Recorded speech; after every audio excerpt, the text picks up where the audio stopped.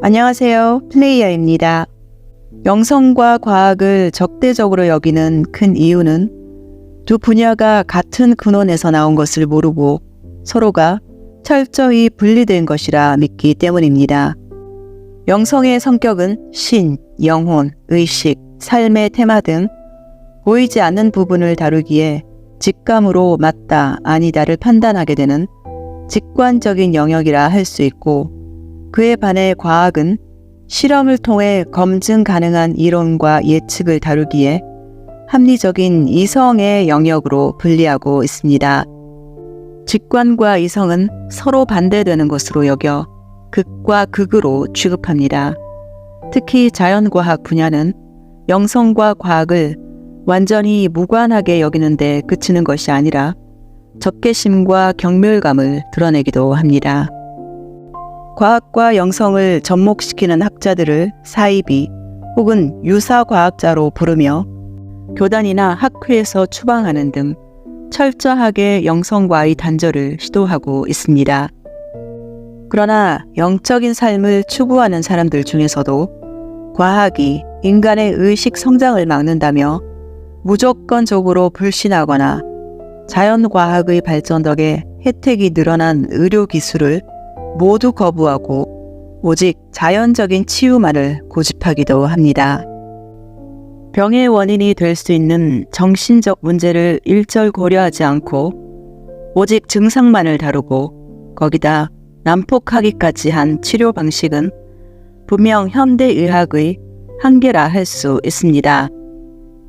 이러한 치료 방법의 효능을 믿지 않는 사람에게는 당연히 다른 치유 방법을 선택할 자유가 얼마든지 있습니다. 의술 역시 우리의 믿음으로 그 효과를 부여하는 하나의 도구, 즉 퍼미션 슬립이기 때문에 믿지 않는다면 그 치유의 효과가 없거나 현저히 떨어지게 됩니다.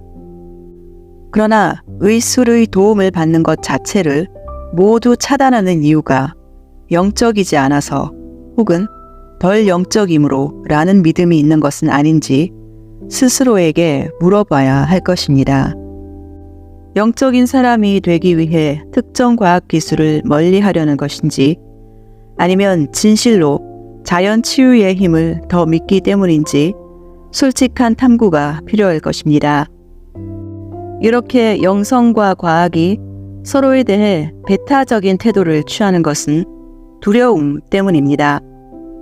이 둘은 같은 하나의 의식에서 나온 것을 모르고 반대의 것으로만 여겨 과학과 영성이 결합될 경우 각자의 고유성과 가치를 잃게 될 것이라는 두려움입니다. 그래서 과학과 영성의 결합은 지금보다 더 많은 것을 설명하고 더 많은 것을 얻을 기회를 줄 수 있다는 가능성을 원천적으로 봉쇄하고 있습니다.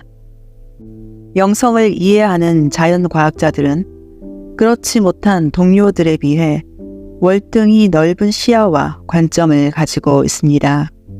확장은 빼기가 아니라 더하기이기에 너무나 당연하다 하겠습니다. 어떤 이념을 가졌던 그 누구도 완전히 이성적이기만 하거나 완전히 직관적일 수만은 없습니다.